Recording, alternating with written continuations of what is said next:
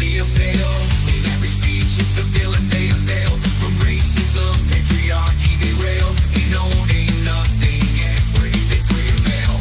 Ushering in their Marxist utopias, the end game. The turmoil and strife they aim to overthrow the old. Establish their claim, the vision they abolish everything. They need capitalism for the pain of clever life. These are the four laws of the woke. In actions, words they invoke. From pushing and weighing Marxist dreams in the dance of power, scheme and scheme. In every move, search and the dreams. Remember, nothing's ever as it seems. So, instrumental.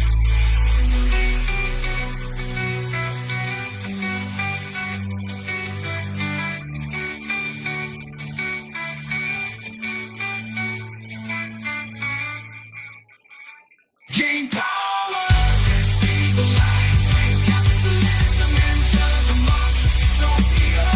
That's what they want, that's what they want. Abolish capitalism. These are the four laws of the woke. In actions, words they invoke. From pushing and claiming Marxist dreams in the dance of power, scheme and scheme. In every move, search and the themes. Remember, nothing's ever as it seems. So,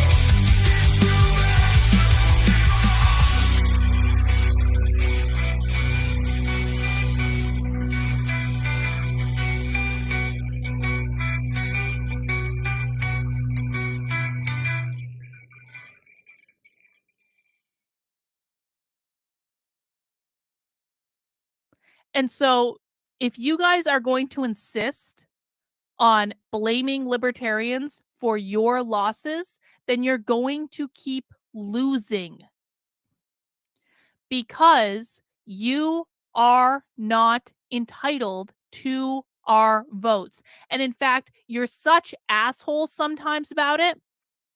You're such entitled bitches about it sometimes that we go out of our way to spoil your candidates just to prove the point. Chase Oliver in Georgia knew exactly what he was doing. He knew exactly what he was doing. And I don't, like I said earlier, I don't get along with Chase Oliver. He and I have very different views of the world. But he knew exactly what he was doing, and he fucking did it, and I'm really, really, really proud of him. And Chase, congratulations. Honestly and truly, dude. We might not see eye to eye on a bunch of things, but congratulations to you for spoiling that race, and he knew exactly what he was doing. Well, that was me back on election night in 2022, and goddamn, did I look tired? Did I look tired that night or what? Because I was tired. I was up late that night following the election results. People on the internet, Carlin is an alcoholic. Carlin on happy hour. I forgot the beer. Yeah, exactly. Alcoholics Alcoholics always forget the beer. Well, I wanted to play that clip at the introduction just to prove to you guys that I've actually been keeping an eye on Chase Oliver for a while. Now, I know that for many of you, last night is the first time that you have heard the name Chase Oliver, but I was really involved in libertarian politics in 2021 and 2022. I was a delegate at the last Libertarian Convention in Reno. I then decided libertarian politics was way too insane for me, and there was too much infighting and bullshit, and it was a giant waste of my time. And so I basically extricated myself from it just to focus on what I was doing. But I knew who Chase Oliver was, and I remember back on election night in 2022, I was actually really, really impressed with Chase Oliver. Because, hang on. Chase Oliver was a candidate for Senate back in 2022 in Georgia. And some of you might remember that the Senate race in Georgia went to a runoff in 2022 because neither candidate, not Raphael Warnock or Herschel Walker, got over 50% of the vote. And in Georgia, you have to get over 50% of the vote in order to actually get elected. And so what happened was that that there had to be a runoff between the Democrat and the Republican because the Libertarian candidate, Chase Oliver, got over 2% of the vote. And Chase Oliver was the person who caused the runoff in Georgia. And Chase Oliver is the reason that Herschel Walker is not in the United States Senate today. That's all true. And it is also very true that sometimes the biggest power that the libertarians have is in spoiling the race. That is the biggest power that we have sometimes in order to spread ideas. That's just the way it goes, guys. This is for trolling all the woke conservatives pretending to be libertarians on Twitter. Well, isn't it interesting? You know, since Chase Oliver won the Libertarian nomination for president last night, it's been a major mask-off moment for a lot of people. Now, listen, when I joined the Libertarian Party back in 2021 as part of the Mises Caucus, I absolutely understand now why anyone who came into the Libertarian Party from the Mises Caucus was just not welcome. Because it seems as though, you know, it pains me to say this, but like, listen, when I'm wrong, I have to admit I'm wrong. I really thought that the Mises Caucus was about pushing strong libertarian ideas. I really, really did. And maybe they were at one time.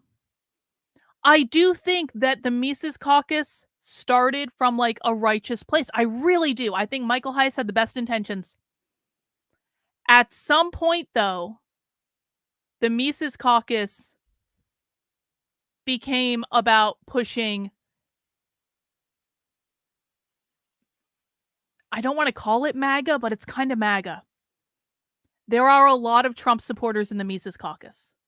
And listen, I voted for Trump in 2020. I was out doing rallies campaigning for Trump in 2020. So I completely understand why, because I came into to the Libertarian Party through the Mises Caucus, people thought I was like a secret Trump voter and I was just trying to bring Trump idea. I completely get it. But the fact of the matter is that the Libertarian Party did nothing to recruit me in 2020. They probably could have if they tried. Even with Joe Jorgensen as their presidential candidate, they probably could have recruited me in 2020 if they had tried to recruit me in 2020, because I was never a conservative. I was more of like a disaffected lefty that was like grudgingly voted for Trump because he was good on critical race theory and he wanted to ban it from the schools and I wanted it banned from the schools. And so that was the reason I voted for Trump, and that was the reason I was a Trump supporter. But I was never like a MAGA-tard, man. I was never a cultist. I never thought Trump was perfect. I never thought Trump walked on water. Trump did a whole bunch of things I didn't like. I do overall think that Trump did a reasonably good job as president, although there were so many things that he failed at that we have to acknowledge as well. But anyway, I went into the Libertarian Party like actually kind of being more libertarian than I ever was conservative.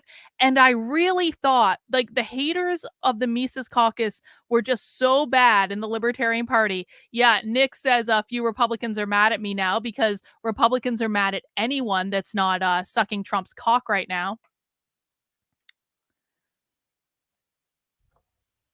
I really thought that the Mises Caucus was about pure libertarian values and just I thought it was about de-wokeifying the Libertarian Party, because when I joined the Libertarian Party, there were a lot of fucking Democrats in the Libertarian Party. That's just the way it was. Like Nick Sarwark had been in charge of the party basically for years, or people that were related to Nick Sarwark. And what had happened is the Libertarian Party had just moved progressively more left. And so the Mises Caucus was kind of the answer to that, in that they wanted the Democrats out of the party. And that I was completely behind. Then once the Mises Caucus won, the whole thing just kind of shit the bed, if I'm honest about it. I'm not going to go into the sordid history. I've talked about it on this channel. Like, the Mises Caucus failed. I'm sorry. Now, that's not to say that I dislike every single person involved. I actually like Angela McArdle. Angela McArdle got elected chair of the Libertarian Party again last night, so she's continuing. And Angela made some bad mistakes in her first term, and I really hope that Angela learned from those mistakes. But on the whole, I do actually think that Angela McArdle is an excellent leader, and I think she did a reasonably good job chairing the convention, even though she blew the schedule right out of the water. Like, the schedule was just like a non-existent entity, but you know what? That happens sometimes. But I have to admit that the haters of the Mises Caucus did turn out to be right in that an awful lot of conservatives came into the Libertarian Party thinking that libertarian and conservative were the same. A lot of Trump supporters came into the Libertarian Party thinking that Trump was the real libertarian. Trump is not a libertarian, guys. He's not. Absolutely not. I was originally going to hold my nose and vote for Trump, but now I'm more likely going to vote for Chase Oliver after reading his platform. Yeah. Yeah.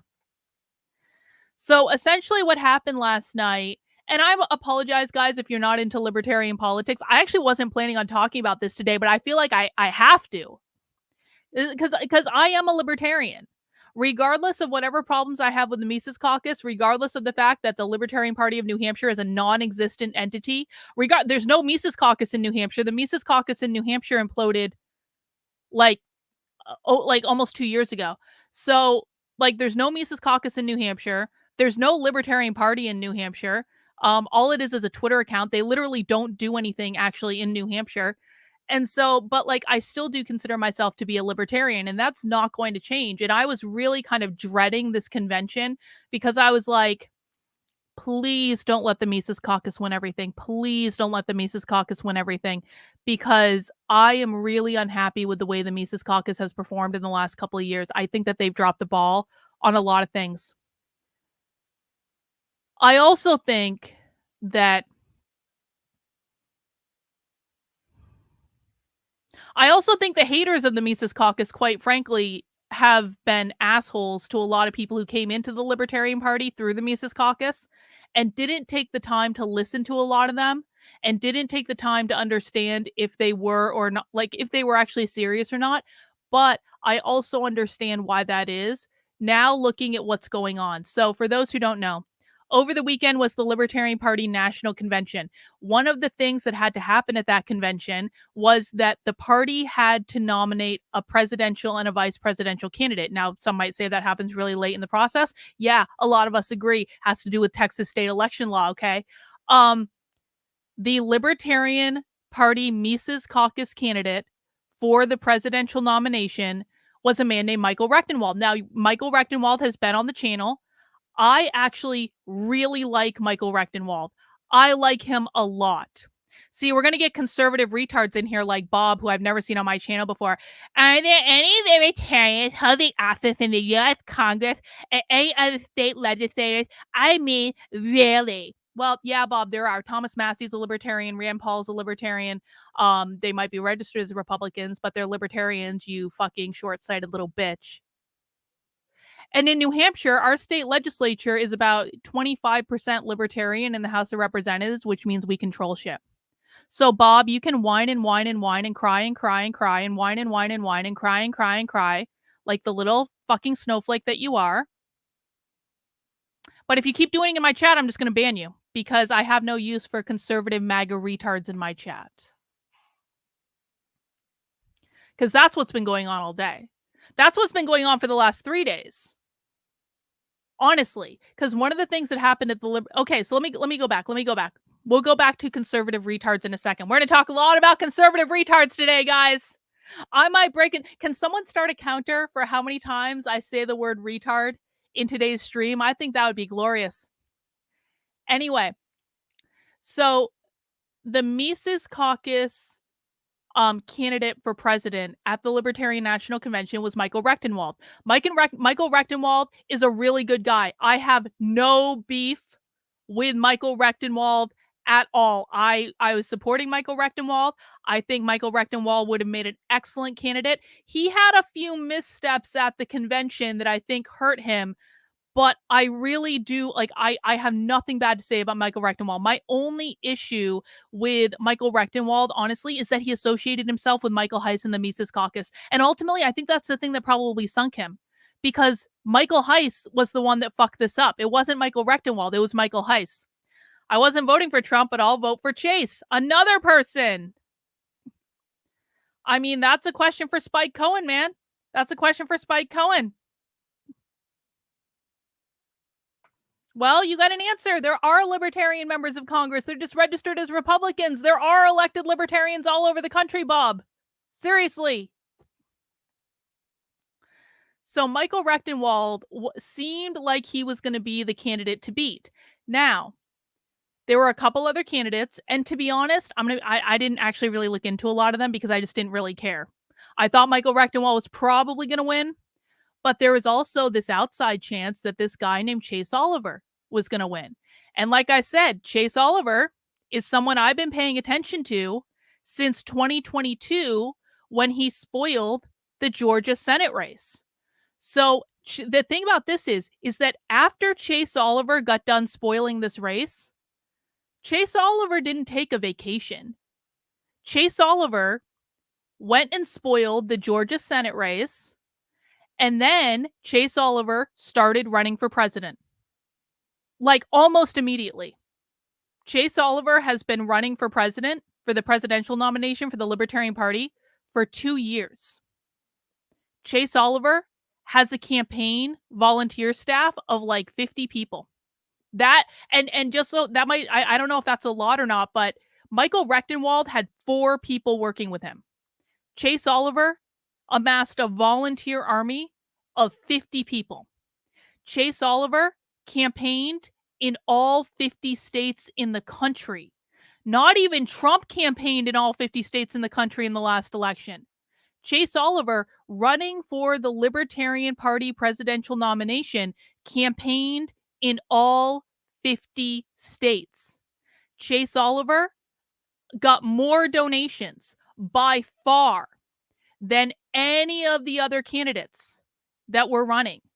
Now, you don't have to agree with Chase Oliver's ideas, but that guy has been out on the road for 2 years, going to every state convention. Well, I think pretty much every state convention, campaigning in every state, doing media all over the place. And guess what, guys? We're going to watch some video of him today.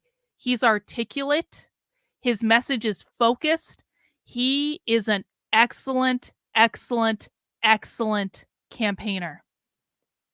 Now, I don't agree with Chase Oliver on everything. I don't.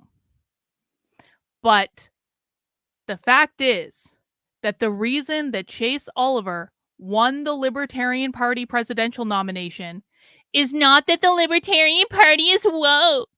Is not that the Libertarian Party gave in to the Marxists. It's that Chase Oliver ran the better campaign. And the Mises Caucus offered up Michael Rectenwald, who is awesome. I'm not saying anything bad about him. But Michael Rectenwald was accompanied by a bunch of podcast hosts. And really, the Mises Caucus thought all that they needed to do to win the Libertarian Party presidential nomination was to go around on a bunch of podcasts, to go on Tim Pool over and over and over again, to go on all the big name shows over and over and over and over and over again. Well, guess what? The Republicans who were watching those shows were not the ones who were voting for the Libertarian candidate for president. That's just fact. And the Mises Caucus has shit on people for 2 straight years. They've shit on people up and down the party for 2 straight years. In fact, there's something else I want to pull up here to look at that I didn't get to. Let me just get this up. There it is. There it is. No, bring back Kara Schultz. There it is. You guys can't see what I'm looking at. And so Chase Oliver earned this nomination last night. And I do, and we're going to talk about him quite a bit today. I do genuinely mean this. I don't agree with I don't know if Dave Smith would have beaten Chase Oliver with the way the Mises Caucus was behaving. Now, do I think that Dave Smith would have been a better candidate than Michael Rectenwald? Yes. Do I think that Dave Smith would have brought more energy and enthusiasm? Yeah. Do I think that Dave Smith would have gotten more media coverage as a presidential candidate? Yes. However, Dave Smith openly shits on half of the Libertarian Party. And he's done that for a long time. Dave Smith even shits on members of the Mises Caucus. And he has for a long time. And so would he have won? Maybe. Maybe not. And I would still say that Chase Oliver probably still would have run the better and stronger campaign. And so I genuinely mean this. I've been impressed with Chase Oliver for a really long time. I was impressed with him in Georgia. I was impressed with the campaigning I saw him do. I was really impressed with what I saw him doing, just kind of watching from afar with going around to all 50 states and like boots on the ground stuff every single day. I was impressed with all of that. And so I don't have to agree with Chase Oliver on everything to offer him, like, honestly, my full-throated support. I think he's a good candidate, and I think he's going to bring in a lot of people to the Libertarian Party, and people can have all the feelings they want about that, and they can go, yeah, whoa, you're a communist, you're ugly, you're bad. That's literally what conservatives have been doing to me on Twitter for like 3 straight fucking days. And I don't care. I mean, unless they disinvite me for saying that I'm not voting for Trump, but to be really clear, I've been saying I'm not going to vote for Trump for a while, so I'm still going to I still support Nick Fuentes and kind of like what he's trying to do with shit stirring. I absolutely support what Nick's doing, so why wouldn't I go? See, look at this. You just run your energy out of spite. Yeah, bro. Yeah. That's why I've been following this guy for 2 years and paying attention to what he just out of spite. That's it. That's all. Yeah. Okay, bro. All right. Yeah. Anyway, I also said this, and I want to be really clear. You don't need to agree with people on everything in order to support their overall mission. Chase Oliver wants to bring more people to liberty. He has proven he puts in the work, which is actually important to me. I want to see people actually doing stuff. I don't just want to see people going on podcasts. I want to see people actually doing stuff. He is the only anti-war candidate running. This is a big deal for me, by the way. Chase Oliver is literally the only anti-war candidate. Literally, who are we talking about right now, bro? Use your brain. Literally, who are we talking about right now? Chase Oliver is the only presidential candidate in the race that's going to be on all 50 ballots. Well, he might not be in New Hampshire because New Hampshire sucks, but he's going to be on most state ballots that will say end the genocide in Gaza. He is the only anti-war candidate in the race. I'm sorry, guys, but this really should be the only issue that matters, so far as I'm concerned. Like, Chase gave a great acceptance speech at the Libertarian Party convention last night. Chase promised he was going to focus heavily on anti-war messaging.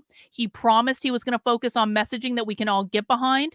We're going to, again, watch some of the things that Chase has said online today, and we're going to decide for ourselves what we think about it. And listen, if you don't decide to vote for Chase, that's fine. But what I want people to understand is, like, what's going on Twitter right now is just, like, I mean, it's kind of like borderline defamatory. They're calling Chase Oliver a pedophile on Twitter because he went to a pride thing and wore a rainbow flag t-shirt. They're literally calling him a pedophile for that. And so if you hear his views that are grounded into reality and you decide he's not the candidate for me, but I understand he's not a pedophile, but he's just not the candidate for me, that's legit, okay? But if you're just running around screaming, pedophile, pedophile, pedophile, groomer, like all the fucking MAGA retards on Twitter are, and that's literally what they're doing. And I'm not exaggerating with what I just did. That's what they're doing. That's unhinged from reality, and I don't accept that as an answer. One of the top issues of libertarians everywhere is anti-war. We are against funding foreign wars. We are against funding all foreign aid. We are against the proxy war bullshit that is currently happening in both Ukraine and Israel. We are against all of it. Chase Oliver wants to defund the war in Ukraine. He wants to defund foreign aid to Israel. He is the only candidate that wants to defund all of this. And so if you're like Dave Smith and you're going, well, I simply can't be bothered to endorse him or vote for him, after Dave Smith has been projecting that he's anti-war for years. Dave Smith has been pretending that anti-war is his number one issue for years, and yet he is now refusing to vote for literally the only anti-war candidate in the race because it's not his candidate, bro, and he doesn't get to be a part of the presidential race, bro. That's not intellectually honest. Do I think he will pull more Biden voters or Trump voters? I think he's going to pull from both. I actually do. I think Chase Oliver is going to pull from both parties. And I think that that's a good thing, and that's a positive thing for the LP, because the LP really should be about finding people who are aligned with libertarian values, which are not right. Like conservatives and libertarians are not the same thing. And conservatives can call themselves like conservative libertarians all they want, but they're not. I'm sorry, they're not. Libertarians have very, very specific values, and they do not align with conservative values on some things. And so it probably should be that he pulls from both, and that will bring more balance into the party. And I also think it's actually much more appealing to people who are, quite frankly, sick of this tribalist big party bullshit. See, this is just another conservative propaganda liar. He actually said last night, bring the hostages home, bro. Do you assholes do any research before you just start running your mouths on the internet? He's pro-Palestine! He's pro-terrorist! That's you. He's pro-Palestine! That's you. That's you as you're bent over and taking it up the ass from Israel.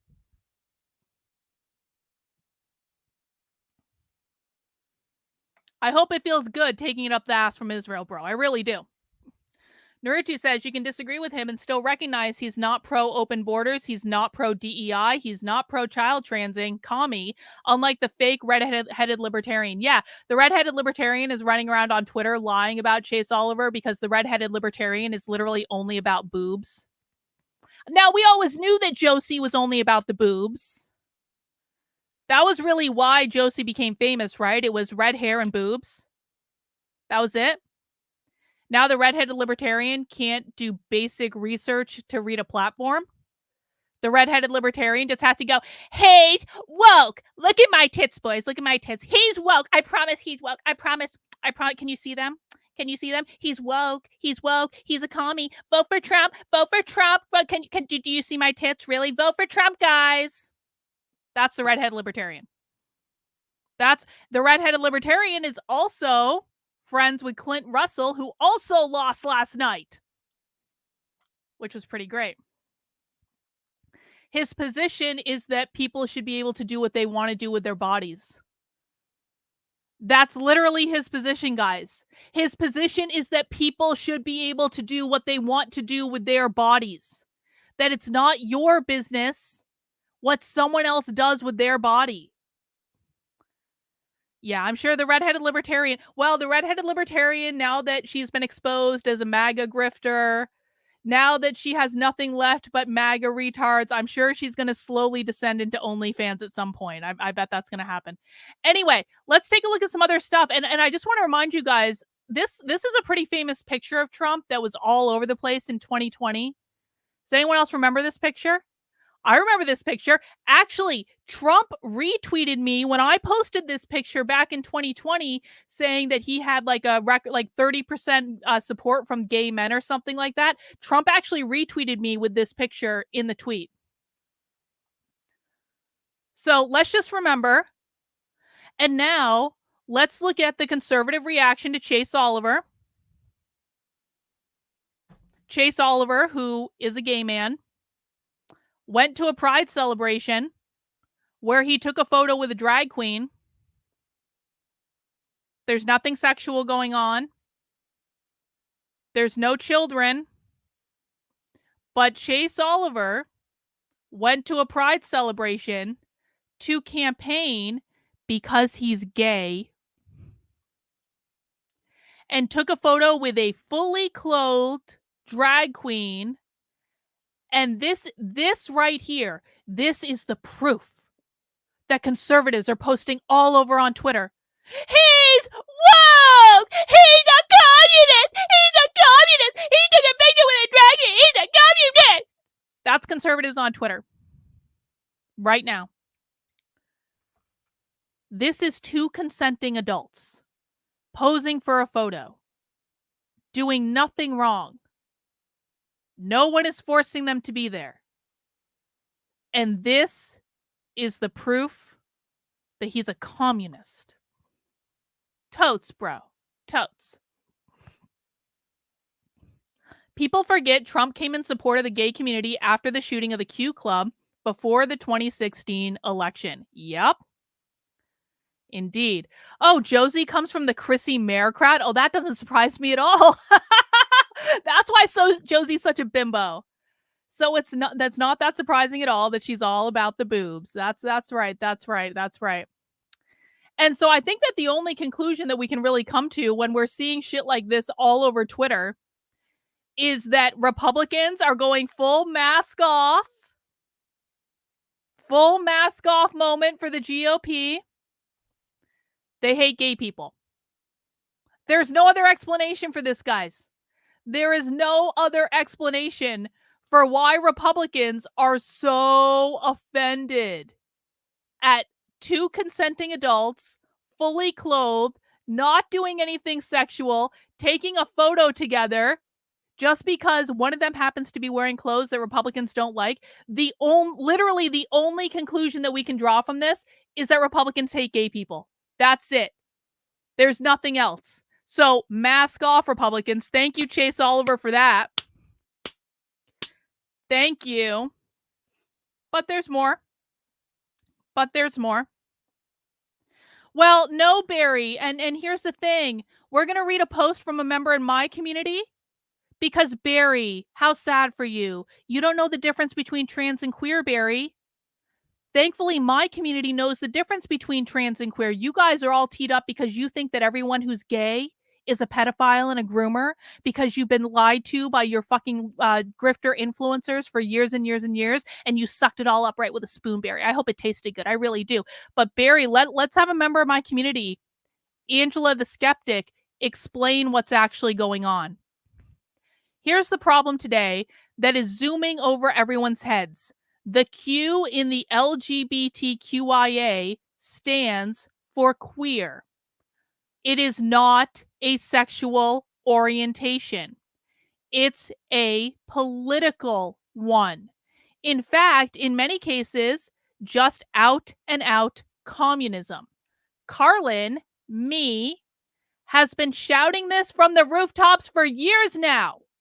She has a show called on Saturdays called Socialism Saturday, where anyone who is interested can hear it straight from their own mouths. And by their own mouths, we mean actual queer activists. She goes to their conferences and brings back all the info inside. I'm especially amused at all the conservative grifters who are yelling, communists, communists, communists, communists, communists, communists, communists, communists, communists. There are communists everywhere. Oh my God, all the gay people are commies. I'm especially amused at all the conservatives doing this today because as I've been talking about queer Marxism for literally years, as I've been tracking queer Marxist activists for literally years, as I have spent more time watching queer Marxism than anyone else in the world over the last 3 years, I have watched more of it than everyone in the fucking Mises caucus combined, and it's not even close.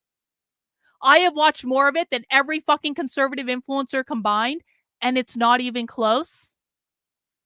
Because, well, I've been doing all this, and Republicans have been fucking ignoring it because it's inconvenient to the narrative they're selling their audiences. And they're the ones who are running around going, communism, communism, communism, everyone's a communist, everyone who disagrees with us is a communist. It's all bullshit, guys. It's all bullshit. Well, conservatives aren't okay with Dave Rubin. Conservatives hate Dave Rubin. Trans and queer are not the same thing. Trans is about adults wanting to live their lives in a certain way, and quite frankly, it's none of your fucking business. Queer is a political ideology. Now, does Chase Oliver need to learn this? Yes, he does. This is something that Chase Oliver gets wrong. He is wrong on this. But I do believe he can learn it, and he's good on so many other issues that I don't even care right now, because that's something that can be taught over time. What would prevent me from teaching Chase Oliver that trans and queer are not the same thing is if I got in his face and spit in his face and called him a communist over and over and over, and called him a pedophile over and over and over, and called him every name in the book over and over and over and over and over and over and over and over and over again. So no, I'm not going to behave like a conservative MAGA retard on Twitter that's just screaming about something that they know nothing about. How about look in Dave Rubin's Twitter replies literally any single day of the week, bro? Do your own fucking research. We don't do your research here for you, Barry. Look in Dave Rubin's Twitter replies on any tweet that Dave Rubin sends. You're welcome. Let's continue with this. The problem is no one is taking the time to understand what in the actual hell is going on. They're running around swinging their sword at anything. The reality is this is exactly what the communists want. Too many people are putting too much pressure on children. Conservatives have, for the most part, fucked this up beyond any possible recognition, while the communists who are laughing at all of this keep laughing and are never held to account. Transgender people and transgender kids are not the problem. It's the socialists and communists behind the scenes running the circus of the absurd. Get mad at them. And I appreciated, Cindy, that you reached out to me directly. Cindy sent me a DM last night and she said, Jeremy Kauffman is saying this guy is a communist. Jeremy Kauffman is a lying little bitch that's upset that he lost. This is what's happening. Jeremy Kauffman is upset that his candidate lost. Too bad, so sad, Jeremy. Jeremy is one of the people that has been the primary source of all the fucking consternation and strife around all of the Libertarian Party bullshit. Jeremy, by the way, has also been feuding with the Mises caucus, and all that shit bleeded over into everything else because Jeremy couldn't stop tweeting racist shit. Cindy says, I believe they're picking up and running with what Jeremy posted last night, and that's why I asked. Yeah. Jeremy Kauffman, I'm sorry, is no longer a good source of information. No, Barry, I'm not. You want to keep making excuses, bro, because you sound like you're the one that's unhinged from reality. Barry, did you even bother to look? So here's what happened. Barry here asked for information. Give me evidence that conservatives don't like Dave Rubin. Give me evidence, Carlin. And I said, go look in the replies on any of Dave Rubin's tweets. And Barry said, no! That's Barry's response, effectively. So Barry didn't bother to take advantage of the evidence that I gave him. And now he's crying while not bothering to take advantage of the evidence that I gave him. Watching the right fixate on Taylor Swift and whether or not corn stars can be true Christians is something else. Good use of everyone's time. Yeah, it's a good use of everyone's time, that's for sure. Anyway, let's move on. What else do I have? Oh, this is something that I need people to pay attention to. Here's what's so great about this. Here is why I'm so excited about Chase Oliver. Here's why right here. 29% population, not real. That's you, Barry. Actually, you know what? Let me just block Barry. Barry is now banned. I can't keep it. I'm sorry, Barry. I'm so sorry. It's me. It's not you, Barry. I just can't keep. I like mocking you too much. I like mocking retards in my chat too much. I really, really do. I get a great kick out of mocking your absolutely ridiculous behavior. But the fact is, Barry, I just cannot continue to be distracted by retards in my chat.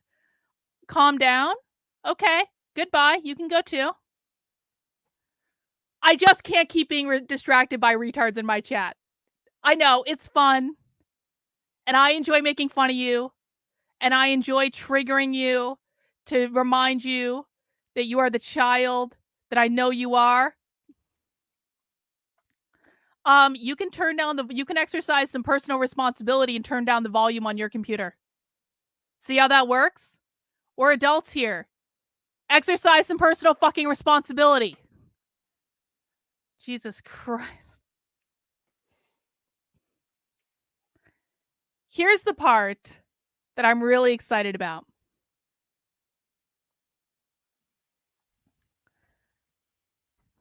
Republicans all over Twitter for the last 3 days have been going, enjoy your 3%. They say it exactly like that. Enjoy your 3%. Enjoy your 3% libtards. Enjoy your 3%. Enjoy your 3%. Enjoy your 3%. Because Trump went to the Libertarian Convention. And literally, I mean, I have hundreds of replies on my tweets from Republicans saying that. Hundreds, if not even thousands. I don't know. I lost count. My Twitter feed is full of Republicans going, enjoy your 3%. In exactly that voice. Republicans can't do math. Republicans can't do math. Republicans also apparently can't handle the volume on their own computers, but that's their problem, not mine. Republicans cannot. I can turn down the volume on my microphone a little bit. That's the best I can do. Republicans can't do math. And Republicans are desperately clinging on to, the only reason we lost Georgia is fraud. We lost Georgia because of voter fraud. It was all voter fraud. It was the Kraken. The Kraken.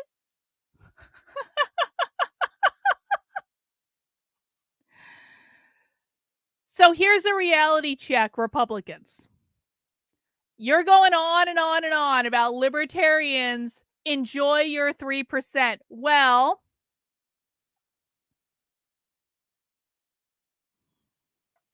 remind me to talk about that in a minute, Human Centipede. I'll address that, but okay, let me just address this now.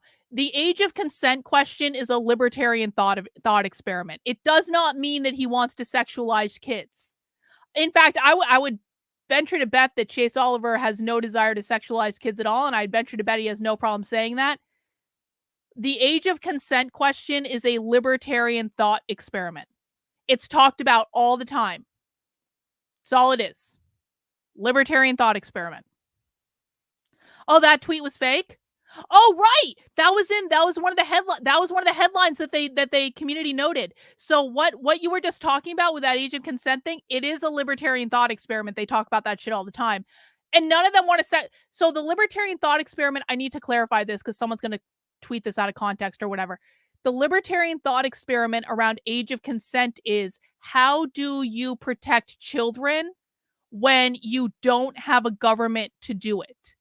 So the question is not, should kids be sexualized or not? That's not what they're talking about. The question is, how do you protect kids from being sexualized without the government? Because we're libertarians. We believe the government shouldn't exist.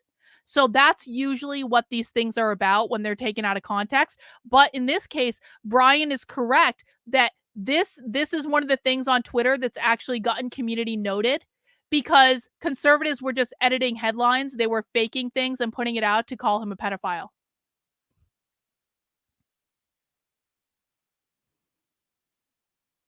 Barry failed the minimum 100 IQ requirement for this channel. Yes, he did. Yep. It's a sad reality that most people come to eventually. Anyway, back to this. I want you guys to notice something.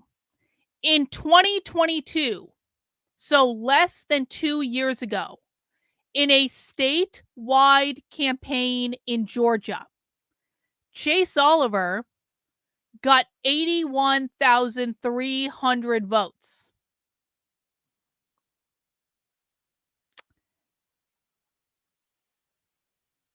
In the 2020 election, in the state of Georgia, Trump lost by 15,000 votes. And the the Libertarian candidate, Joe Jorgensen, who I did not support and would never support, Joe Jorgensen got 62,000 votes, or 1.24% in Georgia. And that was enough to get Donald Trump to lose the state of Georgia. 1.24%. And not only was that enough, that was like 3 times more than was necessary, because Donald Trump lost Georgia by 15,000 votes. So really, Joe Jorgensen could have gotten less than half a percentage point in Georgia, and she still would have cost Donald Trump the state of Georgia. Chase Oliver, in the last statewide race in Georgia in 2022, got over 2% of the vote. So he actually bested Joe Jorgensen by like quite a bit. 81,000 votes. So all the Republicans who are running around on Twitter going, enjoy your 3%, enjoy your 3%, enjoy your 3%, enjoy your 3%, libtards! Which is what they're all doing, in exactly that tone of voice. Every single Republican that's doing that hasn't done basic math. Georgia is a swing state. Chase Oliver spoiled the last statewide election in Georgia by getting 2% of the vote. Donald Trump lost Georgia by 15,000 votes. Chase Oliver, just 2 years ago, won 81,000 votes in Georgia. That means people in Georgia know who Chase Oliver is. And Georgia is one of the key swing states that Trump needs to win in 2020, yo. Chase Oliver has spent the last 2 years campaigning in all 50 states. Do you think that Chase Oliver really can't go to the swing states and pull enough voters in order to get that 2 to 3% that would be more than enough to spoil Donald Trump? And even still, Republicans are insisting on insulting everyone on Twitter. They're insisting on name calling everyone they disagree with. They're saying literally hundreds, if not thousands, of Republicans on Twitter in the last 2 days have said to me, "We don't care who you vote for," in exactly that tone of voice. "We don't care who you vote for. We don't care. We know you weren't going to vote for Trump anyway. We don't care who you vote for. It doesn't matter." Okay. Well, if you don't care who I vote for, then don't complain when you lose. They either say they don't care who I vote for, or they insult me, they call me a name, all this stuff. Well, at the same time, Chase Oliver is out there campaigning harder than any of them. Chase Oliver is going to campaign harder than Joe Biden is. That's for damn sure. Chase Oliver is also going to campaign harder than Donald Trump is.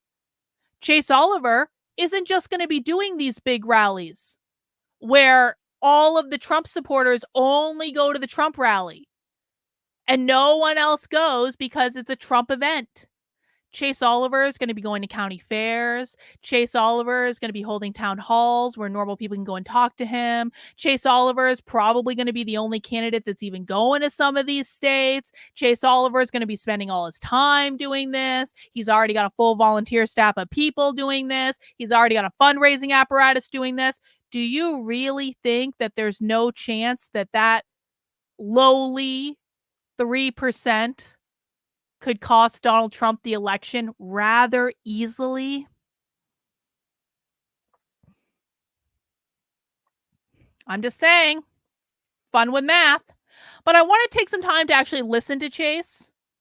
I want to give you guys a chance to actually listen to him. Now, this first thing we're going to listen to is a video that's been making the rounds about Chase and Wokeness, who's a Zionist and wants the war in Israel to continue to be funded. And Wokeness put this video out because he's a groomer. He's a groomer. Oh my God, he's a groomer. Guys, he's a groomer. He's a groomer and a pedophile. Oh my God. Oh my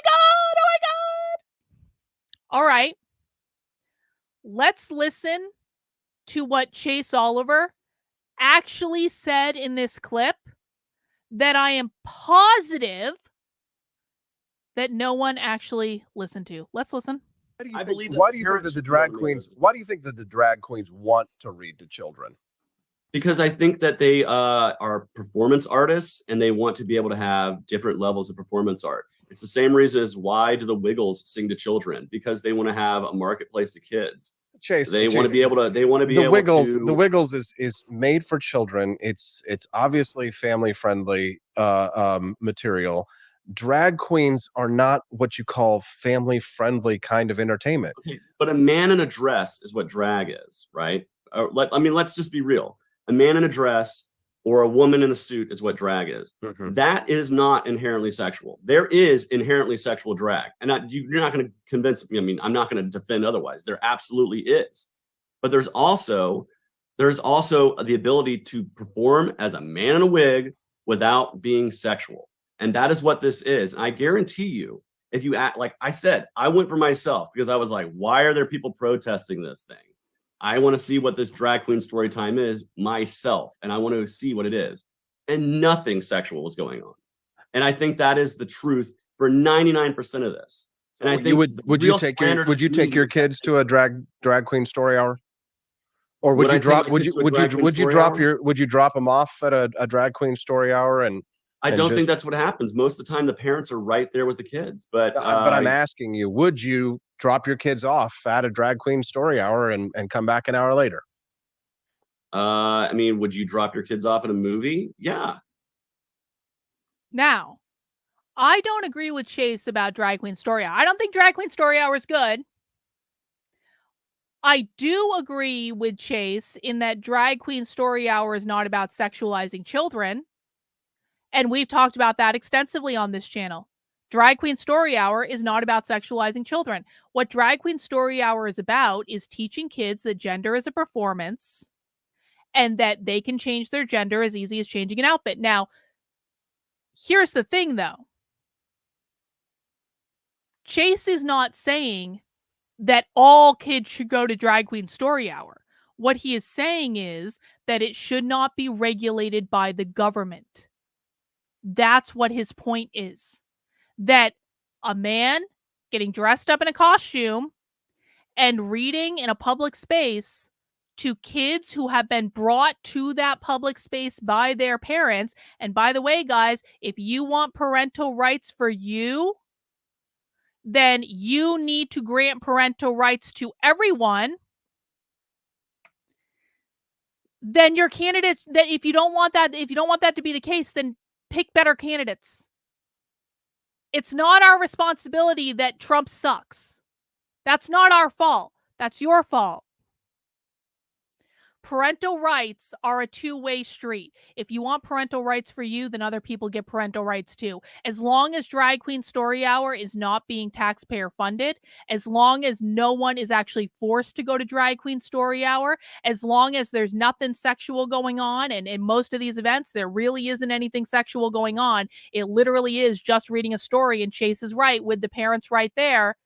Then if Democrat parents want to fuck up their kids, that is their right. I am sorry. I know people don't want to hear that.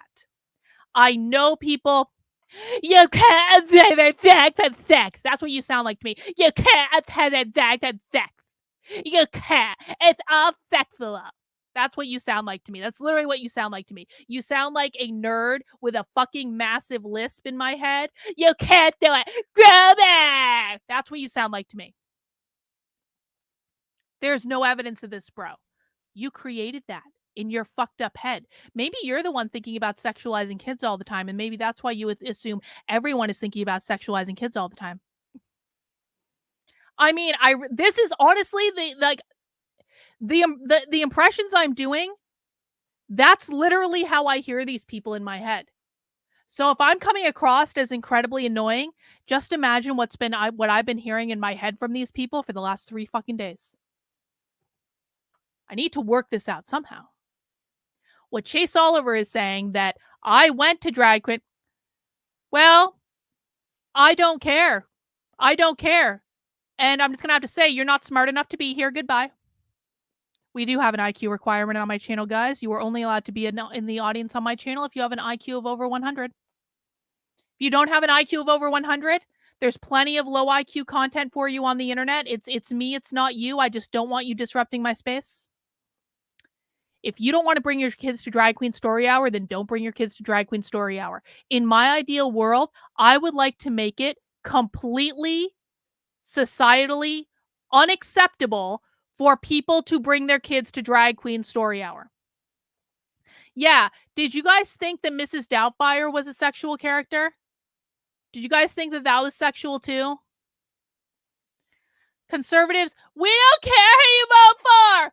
Also conservatives, if you don't vote for Trump, you're a leftist groomer who's opposed trending children. And yeah, I've literally had multiple conservatives say this to me on Twitter. If you don't vote for Trump, you're a groomer. Literally, they're saying that.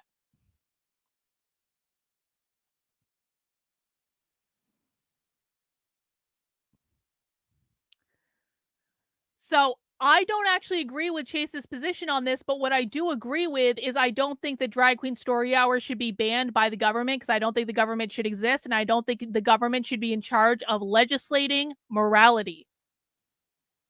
I just don't think that. If you don't want your kids to go to Drag Queen Story Hour, then don't take your kids, and that is exactly what Chase Oliver would say. Let's see, what else do I have? Oh, let's get into a couple of videos of Chase. Because here's another video from Chase. Chase Oliver was on Kim Iverson. Let's watch what Chase Oliver had to say on Kim Iverson not too long ago. When was this? 3 months ago. Welcome to the show. Thank you so much for being here. Thank you for having me. It's a great opportunity to speak to voters and have them hear the Liberty message. So thank you for giving us the opportunity. Yeah, you know, people are starting to feel more and more libertarian. I think that the pandemic really pushed people in that direction. People that I know who were staunch progressives, vote blue, you know, maybe not vote blue no matter who, but very much feeling like they were more on the left or progressives, have now gone more libertarian since the pandemic. I know there's a lot of Republicans feeling this, people on the right that feel like they're more libertarian than they were maybe previously. So I think it's an interesting time to be a libertarian. You even have the Argentinian president, right, Javier Milei, who won an election. Is he the first libertarian ever to become president? I believe he's the first self-identified libertarian head of state. And you're right, it is an exciting time. And as you said, a lot of people who were voting Democrat previously are now looking at the Libertarian Party. That was kind of my journey too. You know, I was a former Democrat who was a very hardcore anti-war voter, member of the anti-war left, that when Obama got elected and the wars didn't end, but all of a sudden the anti-war left dissolved, I needed a new home. And it's where I discovered the Libertarian Party, and they are a true anti-war, pro-peace party. And so I think that's happened, especially with a lot of parents during COVID, because what they saw is public education through a Zoom screen, and they realized like there's got to be better options. And so it's one of the reasons why we see like school choice exploding in states across the country, because parents were exposed to exactly what their kids were being, you know, the failures of education, Common Core, and all this other stuff. Just they were not satisfied, so they're looking elsewhere. So, yeah. By the way, Chase Oliver's education policy is he wants to completely abolish the Department of Education. He wants to get rid of all taxpayer-funded education. He wants to return any taxes that have been collected for education directly back to the taxpayer. So I don't know where all these people are getting the idea that Chase Oliver is woke. Because newsflash, guys, and I literally spend most of my days watching communists and woke leftists all day, every day. I know what communists say. I know what communists sound like. And I know that communists and woke leftists are using the K through 12 public education system in order to indoctrinate kids.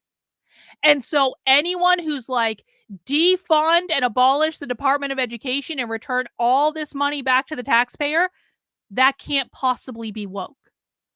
Because woke authoritarians use the schools in order to control the kids. That is one of the key facets of what woke is. I think libertarianism is very attractive to all of these dissatisfied voters. Yeah, I think a lot of people feel like they don't trust the government as much anymore, that the government maybe doesn't know or have their best interest in mind or know their individual situation. And people realize that they're unique. Each family's unique. Each individual's unique. Each child's unique. And people want to make their own choices rather than have the government say, no, you must do this thing or you must do that or your kid must learn this thing.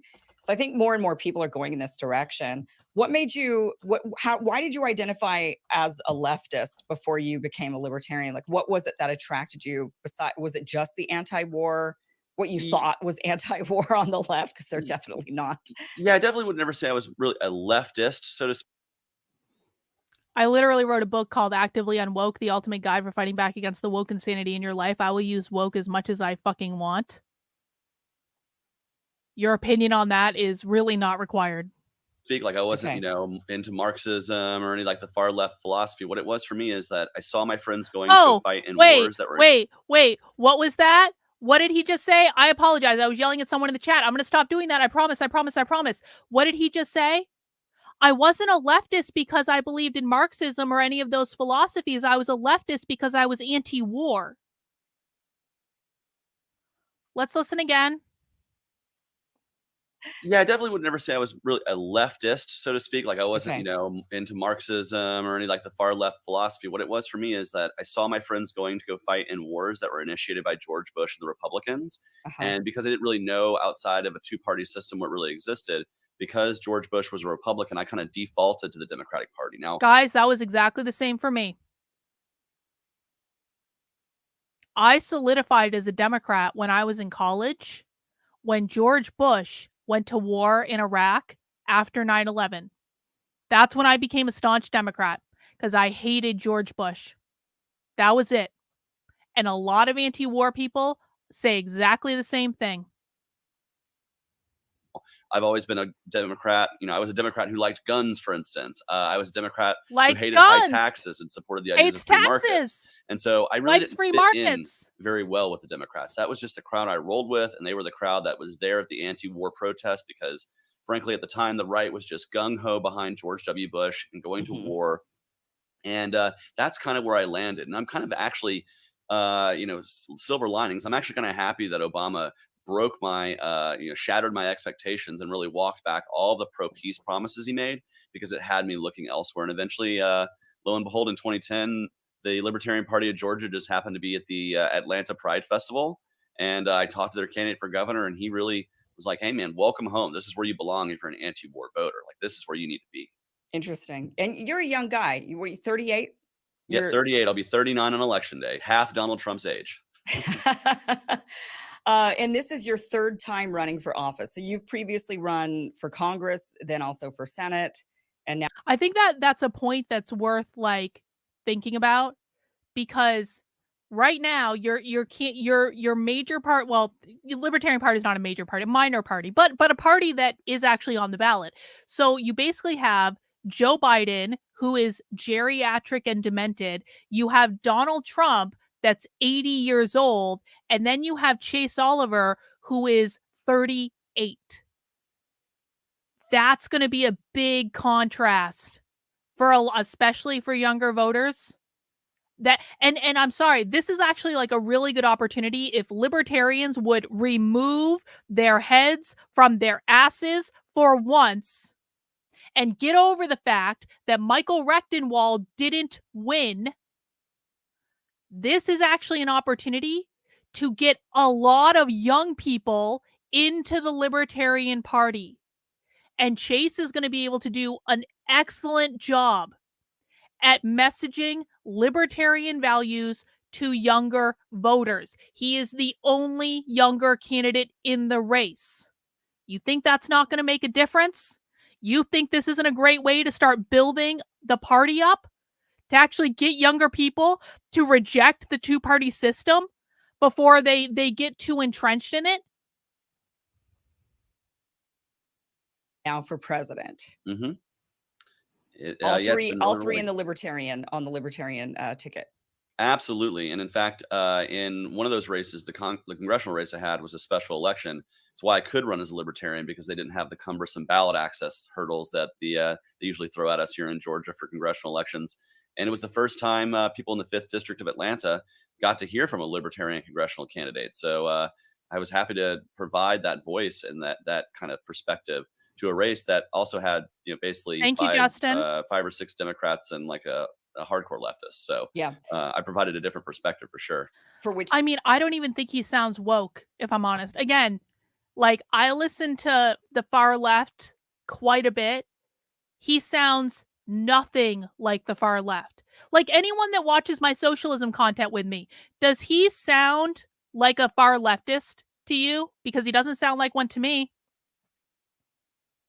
If libertarians had any judgment, they'd hire Carlin as chief political strategist. Seriously, yeah, that's, that's true, actually, but okay. state.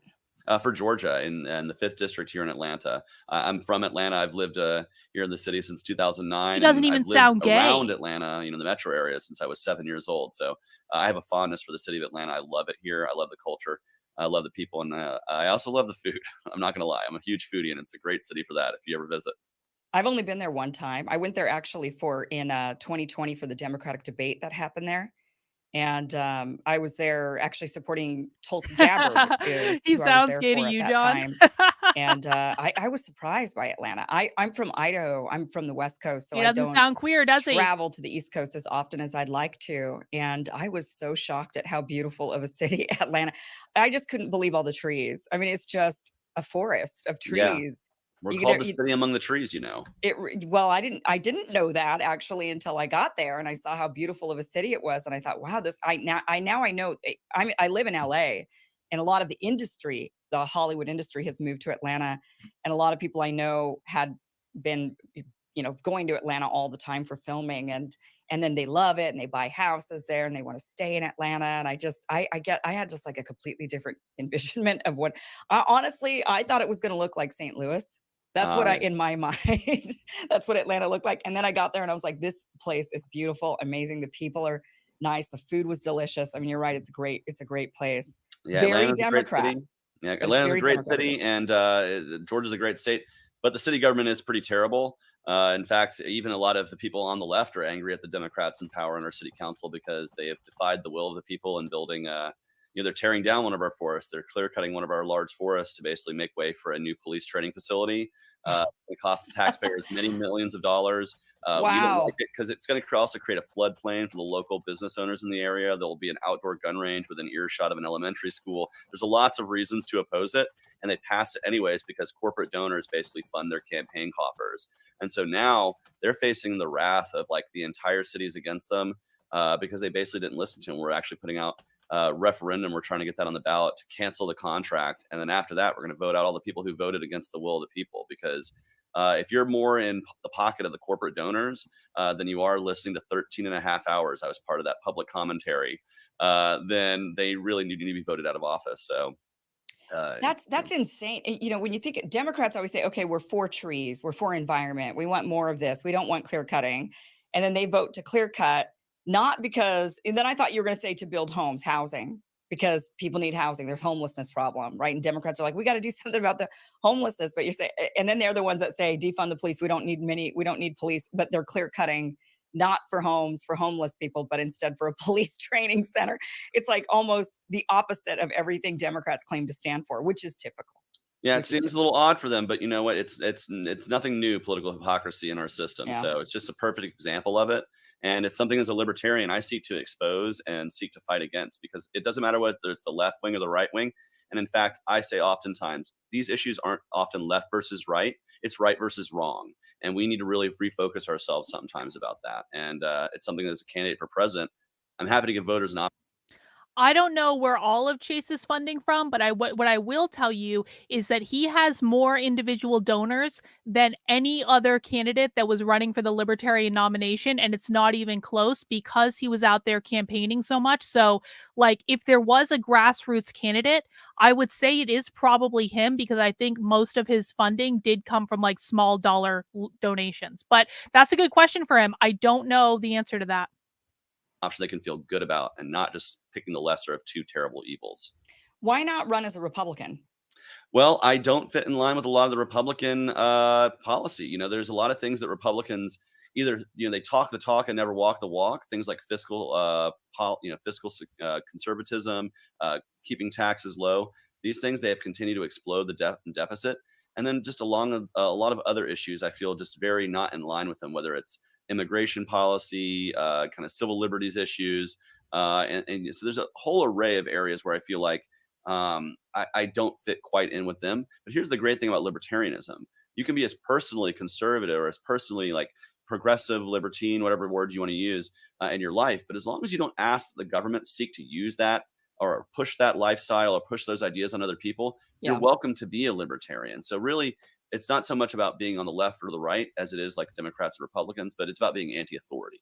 I just don't Right. want to. He's literally saying you can be as conservative as you want as a libertarian. It's about the government not forcing you to do anything. That is what libertarian is. It's not about using the power of the government to ban drag queens. It's about saying the government should not be funding this, but if you want to go and do it with your money on your time and you're not hurting anyone else and no one has to go and everyone, if they want to stay away, they can stay away. And if parents don't want to bring their kids, they don't have to bring their kids. That's okay. If you as an adult male want to put on a dress and go and and sing a song and dance a dance and no one has to go and no one has to be around you and the government isn't paying for it, you're still allowed to do that. And if you want to stay away from that, you're allowed to do that too. That's what he's saying, guys. He's saying you have your values, and whatever values you have, you can fit in here as long as you're not trying to force anyone else to do anything. Donnie, I'll check that out. Thank you. Wait until conservatives start screeching about Soros funding Chase Oliver. It's so predictable. It isn't a hunch anymore. Wait and see. Yeah, I think that's probably true. Anybody have authority over me or my neighbors who can live in peace? Right. Yeah. I mean, I think that a lot of people, it does cast a wide umbrella as far as what you could personally be completely at odds with another libertarian sitting next to you when it comes to social issues, for example. Mhm. But, somebody could be very conservative. Exactly. And you know what's so ironic about Jeremy Kauffman calling Chase Oliver a communist is that Jeremy Kauffman probably a couple years ago, someone go back and find the tweet. Jeremy Kauffman literally tweeted a couple years ago that being a libertarian means that you believe that people should be allowed to send their kids to a private school run entirely by drag queens if they want to.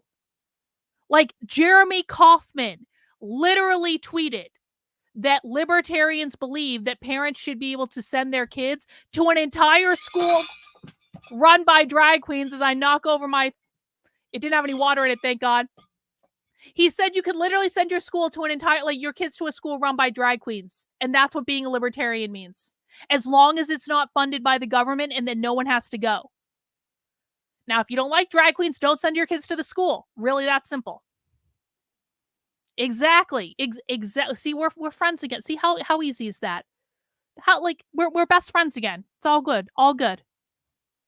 I know, I'm so pissed off. I'm smashing everything. I'm throwing stuff around, knocking over cups, spilling coffee. Anyway. I'm against gay marriage. I'll turn my I'm mic down a against little all bit. these I don't want, I don't like drugs. I don't want to smoke pot. They could personally decide all these things for themselves and say, that's just for me though. I don't want to force that onto you, those decisions onto you, and tell you have to live the life the way that I want you to live your life. And vice versa. It could go in the opposite direction as well. So it is more about having your own personal autonomy, your personal choices, right? Yeah, I seek to let people live their life as they want to in peace.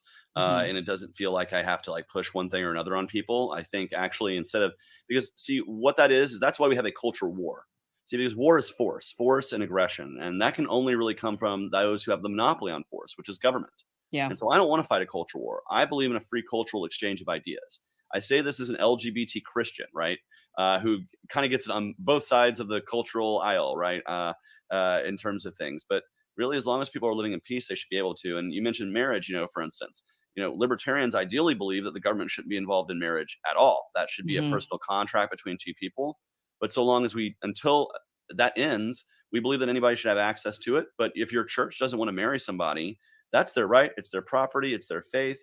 And frankly, as a gay man, I don't want to go get married in a church that doesn't want me to get married there. I don't want to give them their money. I'd rather pay to rent the hall and to have somebody who wants to marry me, who's excited to marry me, right? Yeah. So Yeah. I think that's the kind of thing liberty affords, is that you can be as conservative or as liberal as you want.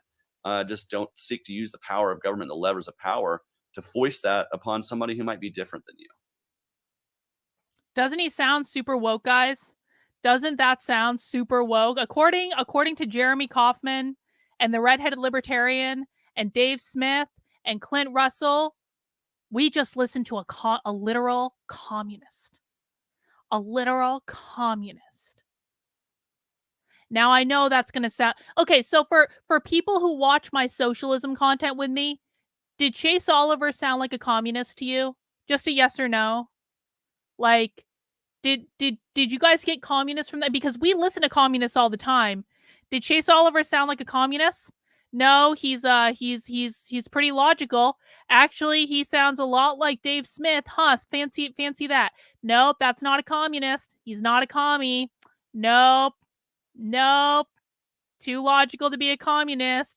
The gay, like Chase Oliver. Chase Oliver would fit in great here. I have so many gay men who watch my channel.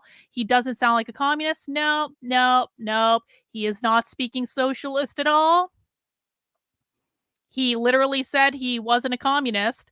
He is not even close to being a communist. Nope. Even Donnie says, I mean, listen, I know he's not a perfect candidate, but he's not a fucking communist. Exactly. Oh, not only do I know about Dave Smith is terrified of me, and he has been for years. Literally.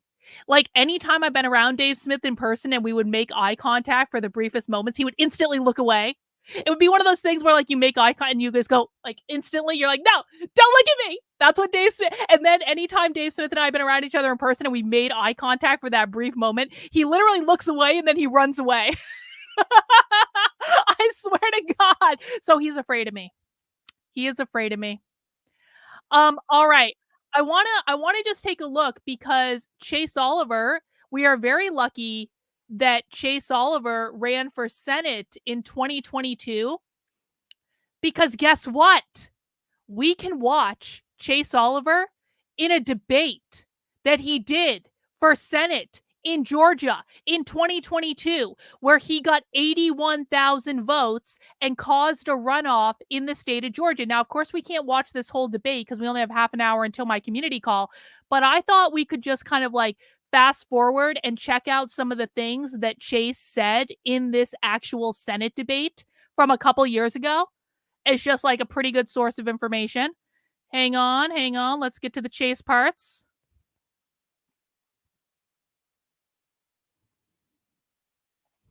Like yourself still struggle to break through come general elections. Why is that? Well, I think you have to look at the situation that third-party and independent candidates face here in the state. We don't have taxpayer-funded primaries that provide an excellent media opportunity for our candidates, and so we have to fight harder to break through that static. Now, I want the voters to know that they do have a third choice in this election, and that I'm somebody who is very proud to be representing the people of the state of Georgia. Now, I liken the two-party system to pro wrestling. It's like having two people in a ring who are really pretending to fight each other and getting all their fundraising up, and then they go backstage and they laugh about how they earned so much money and they got so much attention. Well, I'm not here to fight a professional wrestling match. I'm here to go to work in Washington, D.C. for the people of Georgia. I don't have any interest in partisan bickering. I owe no allegiance to either party. I only owe allegiance to you, the voter. Thank you very much. Thank you. Stanley Dunlap, it's your turn to ask. All right, let's fast forward. We'll find Chase again. Hang on. Actually, he comes again quick.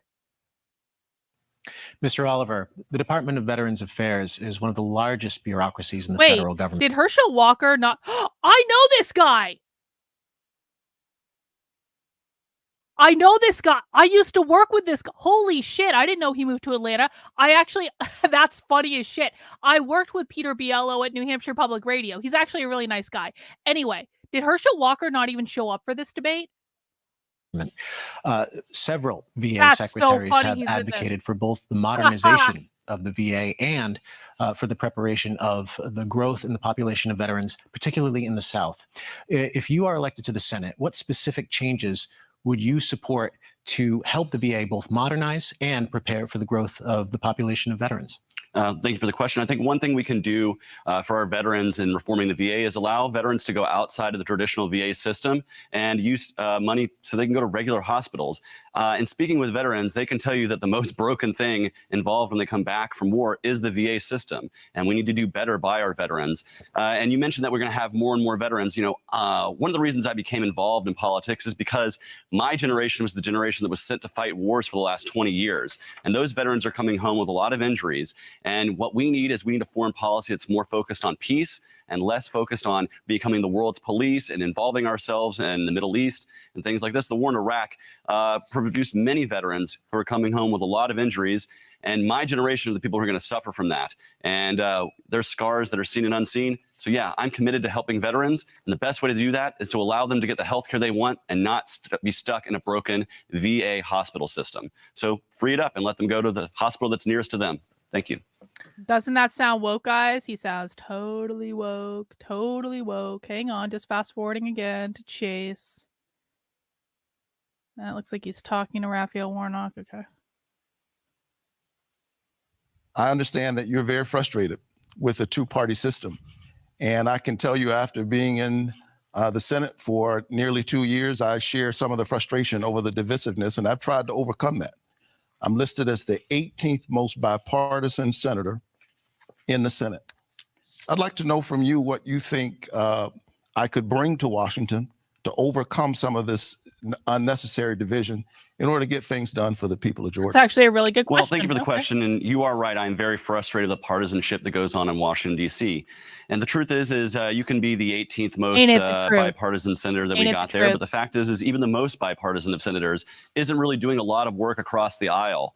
And the fact is this is because there's this hyper-partisanship that we have. Nothing is getting done. There are big issues that are facing the voters here in Georgia, things like immigration reform, things like justice reform. And this is going to require somebody to step outside of their partisan circle and sit down with everybody regardless of their political affiliation. And I just don't see that coming from Republicans or Democrats. They're more concerned with speaking to their base, speaking to their constituents than getting the work done. So really what we need somebody like myself who's going to sit down and owe no allegiance to either party, owe no allegiance to Chuck Schumer or Mitch McConnell, and actually get work done for the people of Georgia, regardless of who they have to work with and if they have an R or a D next to their name. That's what we need to do.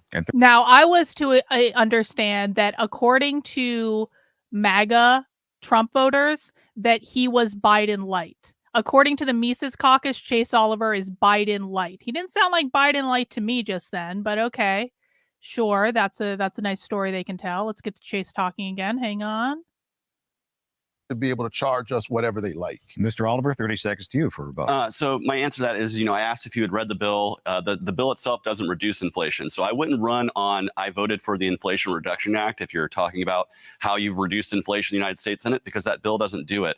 And the truth is we can talk about insulin and price caps and these things later on this debate. But the fact is people aren't reading the bills in Washington, D.C. They're getting the bills handed to them by leadership. There's not real debate. There's not real amendments. It's not real legislating. What we have is leadership handing the bills at the end of the day, and you're voting on the next day a 1,000-page bill. You're not reading the bills. And if I'm elected to the United States Senate, we will have somebody who is reading the bills. That definitely sounds like he's just like a queer Marxist guy's waiting to take over. Who did I support in the primary? I supported Vivek in the Republican primary.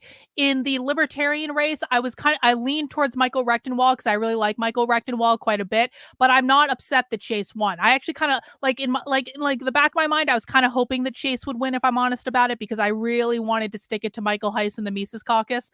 But I like Michael Rectenwald. I think Michael Rectenwald would have been a great candidate. My heart really goes out to him. He campaigned so hard. But Chase won. And Chase Oliver won because Chase Oliver ran the better campaign. All right, let's fast forward again. Getting to some more goodies. I will ask Mr. Walker this question. You appeared on the debate stage with Senator Warnock in Savannah 2 nights ago. I wasn't invited to that debate, though I really did want to participate. So my question is simple. why do you agree to the only debate that doesn't invite all the candidates? And Mr. Oliver, what would your rebuttal be to what Mr. Walker might have said? So I imagine he would say something like, well, you know, I'll debate anytime, anywhere. But the fact is we're right here and I'm ready to debate him. I was ready to debate him 2 nights ago in Savannah. I'm happy to debate the senator here tonight. If you're going to represent the state of Georgia, you need to be able to show up. And I think Republicans need to know now that there is a candidate who's willing to show up anytime, anywhere. I'll have 5 more debates with you before the election if I need to. But I'm going to stand up for small government, lower taxes, and you know, a platform that relies on trusting you and not letting the government make every decision for you.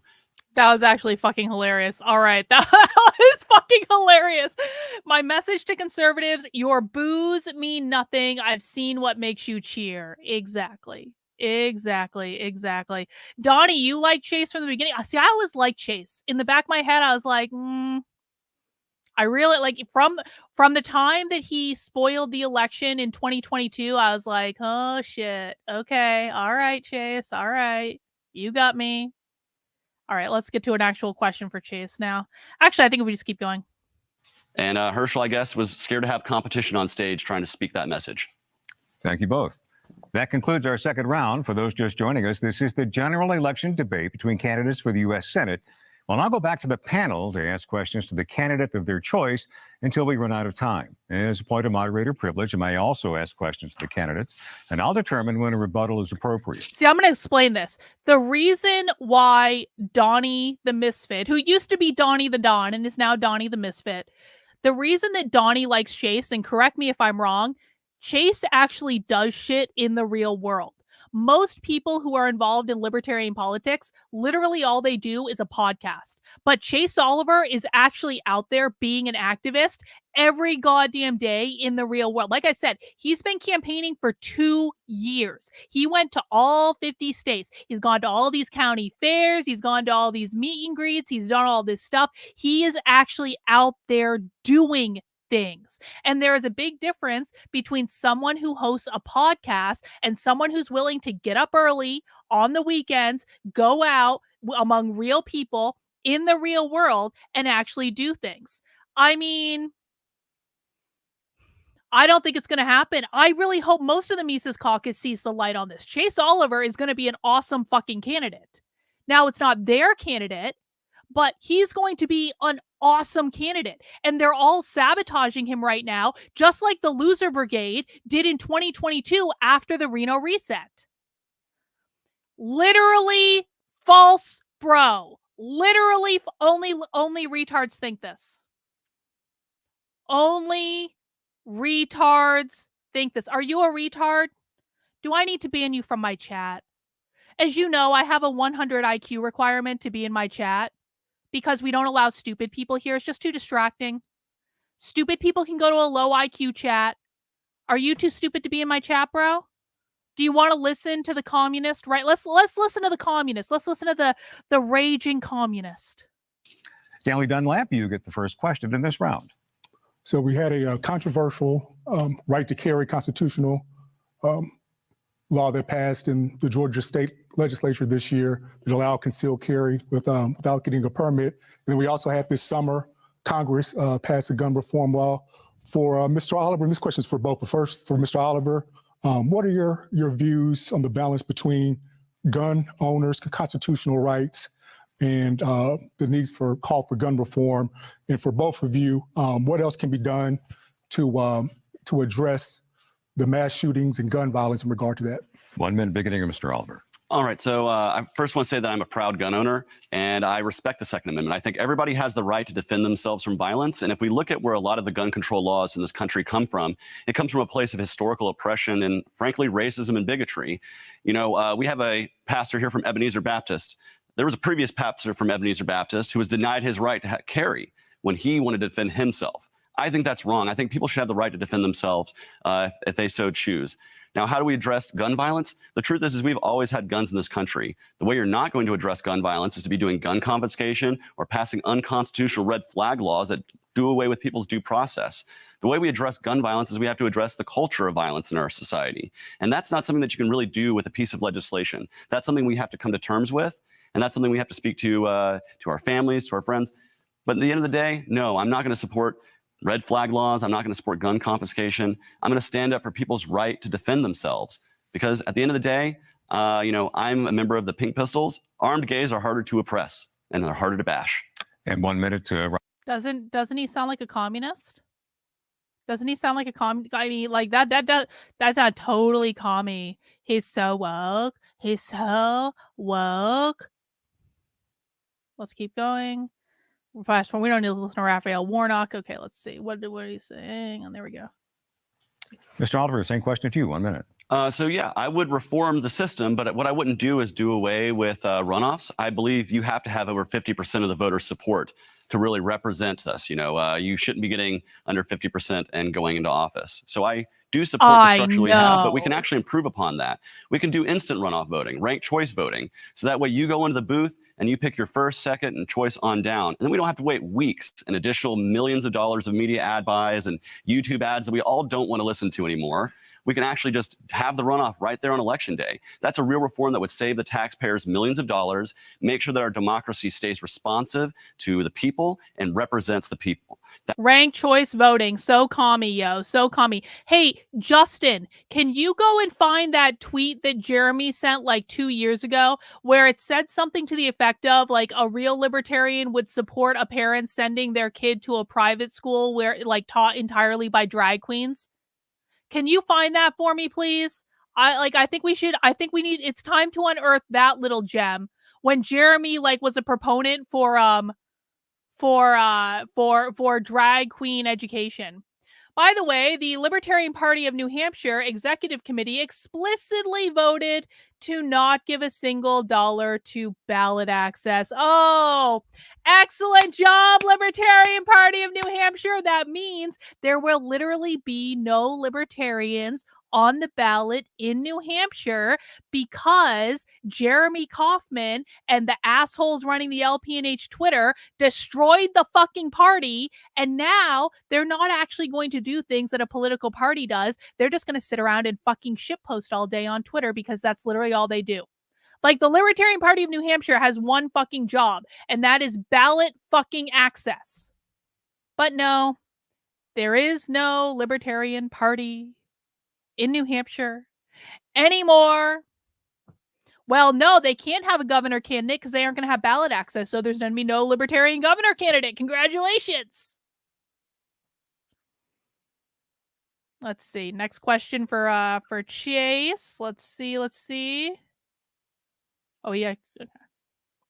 I think voters deserve a chance to, have their voices heard, and they shouldn't have to be lumped into one box or the other. They shouldn't have to be shamed into voting into two parties. Wait, and oh shit. Seriously? Good for Steve. Holy shit. Justin. Listen, man. Good for I wouldn't have thought that from Steve, but okay. Good for him. People who vote represent themselves as an independent, so it's important that we have voices that are independent of the two parties on stage, and instant runoff voting prevents a runoff every time. So if we pass it, we won't have one. Thank you both. Peter Biello, it's your turn to ask a question. Thank you. This question goes to both of you, but first to you, Mr. Oliver. Social Security payments are set to rise to keep pace with inflation, and that has some people worried about the solvency of Social Security. So if you are sworn in as a senator in January, I'll vote for him. Would you take steps to protect Social Security? And if so, what would those steps be? 60 seconds. Well, first, my parents, they live on a fixed income. So I know the struggle of living on a fixed income. There are people right now who depend on Social Security for their livelihood. I don't think we should take Social Security away from them. But for people my age who are never going to see Social Security payments, we're paying into it, but that system will be insolvent by the time I retire, by the time our kids retire. They should have the option to step out of the Social Security system and put their money into a private market if they so choose. If the market is working better, which it often does, people will have better retirements. And you can make that choice. You can choose to stay in the Social Security system if you want. You're not going to get that money when you retire because the system will be insolvent. But I think people should have the choice where they put their money for their retirement. You should control your retirement, not the United States government. Senator Warnock. Doesn't he sound like a raging commie, guys? Raging commie. Okay, let's see. Back to Chase. any price you want for drugs. What you can charge is the price that people are willing to pay for it. And right now, drugs are being subsidized. Big pharma is subsidized to the tune of billions of dollars a year by our government. And the truth is they should compete in any marketplace like anyone else. Now, I am one to say that I don't want expansion of government into our healthcare. When Obamacare got passed, we saw what that happened. Prices rose and overall care diminished. Even if you got a plan, your deductible was so high that it basically was useless. So no, I don't support expanding government into more healthcare. We need to bring market forces into healthcare that are going to lower the prices. Arbitrary price caps, like the senator talks about with insulin, that's not going to solve the problem. And I'm happy to talk about what will solve that problem and help people who are suffering from diabetes afford their insulin. Thank you both. Stanley Dunlap, next question to you, please. My question is for both of the candidates. First, Mr. Oliver, you mentioned one of your priorities is immigration and fixing the immigration system. And then we've seen issues arise from ICE detention centers to how migrants are handled when they arrive in the country. And what would you do as a libertarian to kind of bridge that gap? Because it's a pretty wide divide on how they handle that in Congress. And then also for Senator Warnock, do you believe like there's been enough done? There's been some criticism from organizations like the ACLU over President Biden's handling of that. Do you feel like, what are one or two things you'd like to see done or accomplished in the next term? Beginning with Mr. Oliver, 60 seconds. So, we've been talking about bipartisan immigration reform for the last 20 years, and it hasn't gotten done because of hyperpartisanship. We need somebody in the United States Senate that's willing to sit down at the table with Republicans and Democrats and fix this broken system. We need the immigration system to be more efficient, less costly, and more responsive to people. And we don't need to be putting people in cages, especially those who are seeking asylum. Their claims should be heard and respected. We claim to be the light of liberty unto the world. And if we seek to hold that mantle, we have to fix our broken immigration system. And I'll work with anyone in the United States Senate, regardless of party, to get that done. Again, right now, it is too complicated to work in the system. So we have millions of people who step out of that system and come. Offensive Saint, are you going to AFPAC? I'm still a little scared to go to AFPAC, if I'm honest about it. Here without documentation. I'm going. The way to fix that is to fix the system and to make it easier for people to enter into it. We don't demonize people for coming here and wanting to work and put down their roots, because that's what my family did when they came here generations and generations ago. Almost everybody came here from somewhere else. And it's about time we respect the immigrant story, the immigrant journey, and fix our broken immigration system for them and for us. Senator Warnock? I'd like a little bit more from Chase on what he wants to do to fix immigration. If I'm honest about it, I am not open borders. But what I did just do, because I don't think we're going to have time to go over it today, I did just put a link to Chase's platform in the chat if people want to look at that.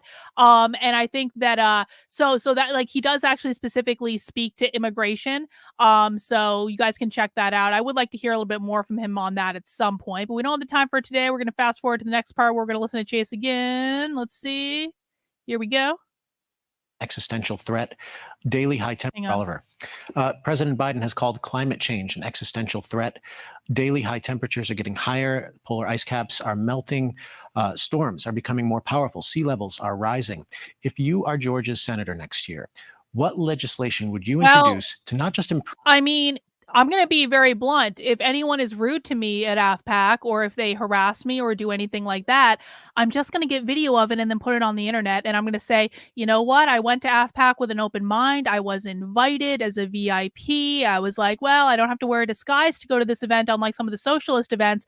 And so if anyone harasses me at AFPAC or gives me a hard time in any way, all I'm going to do is get it on video. And then I'm going to come back and go, I went with an open mind. I was nice to them. I was cordial. And then they were little fuckers, as they're prone to be, at their own event with someone that was invited as a VIP to their event to see what it was like in real life. So we'll see. I really hope it's a nice experience. I really do. There are a lot of people I want to see there. Patriot J is going. I like him. Elijah Schaefer's going. I like him. Obviously, I want to meet Nick. I'm excited about that. But if there's trouble, don't start no shit. There won't be no shit, man. I'm happy to make trouble if they want to. Alex Stein will be talking about Nick Rekieta tomorrow, video titled Vic Mignogna exposes Nick Rekieta.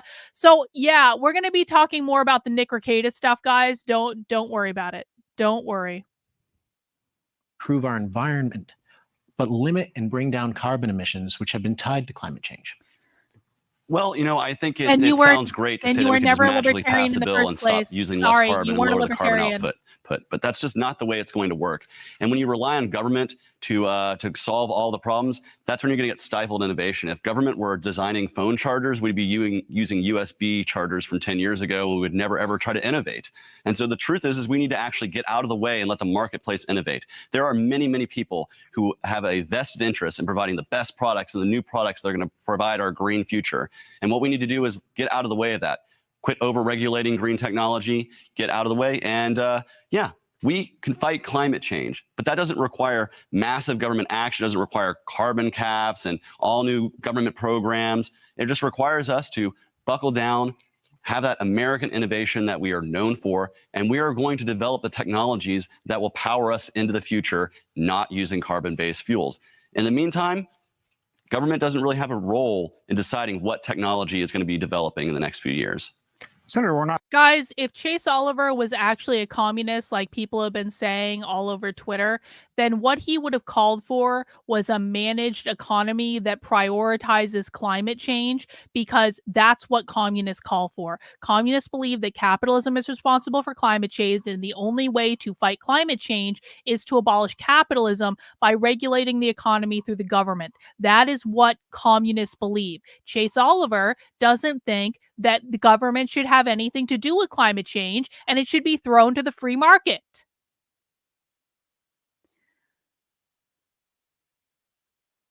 Next. Hang on, I'm going to fast forward. There's like a little section here. Hang on. And I'm very focused on that work. Did you have a follow-up? I did have a follow-up for Mr. Oliver. So seems like you're primarily interested in market-driven forces. Can you name an example of an innovation that brought down carbon emissions that had no government incentive tied to it? Well, I think it's very hard to get that because of the big government, world we live in. Every major company is trying to reach out for every subsidy and giveaway they can. But the truth is we need to bring market competition back to it. We don't just need to be having a scramble for who can get the next federal dollars. I'm going to be honest, guys. If all you care about is immigration, then go join the fucking Republicans. He's not going to be the candidate for you if all you care about is kicking out all the brown people. He's not going to be the candidate for you. And that's fine. It's fine if he's not the candidate for you because you don't like brown people. I get it, man. You guys are fucking obsessed with immigration. I fucking get it. But if that is the only issue that you care about, he's not the candidate for you because you and he are not going to agree. That does not make him a communist. That does not make him woke. That means you don't agree with his position on one issue, and you have decided to prioritize your feelings about that one issue that you don't agree with him on. And by the way, I don't actually agree with him on either. You've decided to prioritize your fee-fees above every other fucking issue. Well, we also haven't established if you have an IQ of over 100 because you came in. Do you still think he's a communist? Let's not focus on your skin color for a second. Do you still think he's a communist? Because you came in my chat earlier and called him a communist. Now that you've actually listened to him, is he a communist? We need to focus on your IQ level for a second. Yeah, he's basically called for the opposite of communism. We need to have people who are innovating the next technologies. Now, what technologies do we have? I imagine Tesla, Elon Musk would have developed a car with or without subsidies. Now, he'll take the subsidies because anybody will take free money, but it's your money. It's your taxpayer money that's going in Elon Musk's pocket. He's a billionaire. He can afford to develop his own electric vehicles without taking taxpayer money for it and upping our debt and making our debt crisis even worse. We don't need to be printing money out of thin air to give money to green billionaires to develop new technology. They'll do that on their own. Stanley Dunlap, the next question to you, please. And this is for Mr. Oliver. You mentioned that you'd be happy for a runoff because that would show that there's dissatisfaction with both of the Republican and Democrat candidates.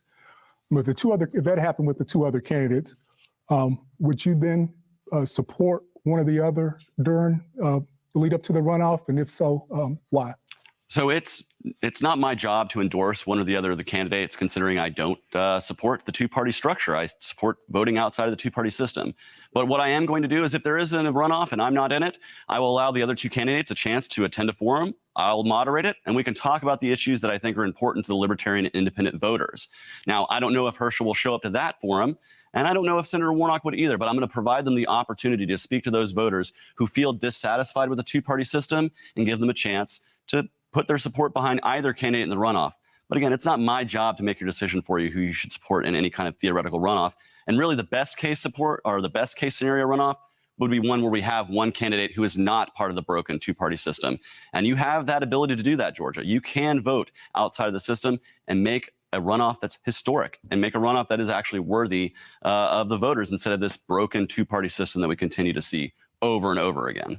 Mr. Oliver mentioned. All right, guys, we're going to be going, I'm going to go to Chase's like closing statement, I think, because I do have to wrap this up. I have to assume he does have a closing statement of some sort.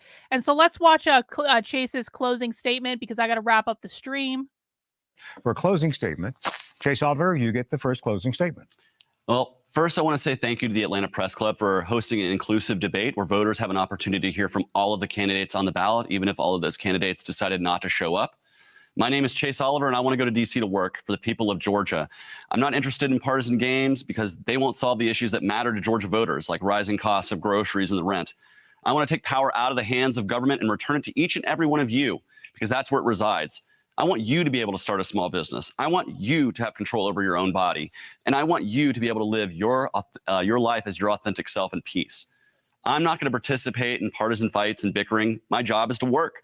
I owe allegiance to no party. Instead, I owe the allegiance to the people of Georgia, the U.S. Constitution, and the inherent human rights and liberty of all people.